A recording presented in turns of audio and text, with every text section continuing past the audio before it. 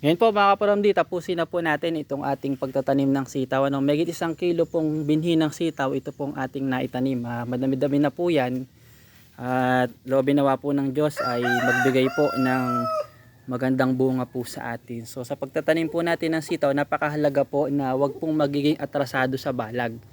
Kung magtatanim po tayo bago natin balagan, siguraduhin po natin na on time ay malagyan po natin ng balag. At kung mas maganda, magtatanim po tayo may balag na. Kagaya po nitong huli po natin na itinanim, nakita po ninyo may mga siit na po ng kawayan na nakalagay po dyan. Para pagka tubo po nila at nagtalbos na po yung pinakang bagi na gumagapang, ay meron na po agad siyang magapangan. Yan. After 1 week, maglalagay po tayo dyan ng pataba, no? Urea. O pag walang urea, pwede pong complete para maboost agad yung ating tanim. Yan. For more tanim updates, follow nyo po ako. Pag may tinanim, may makakain at may aanihin. Ayan.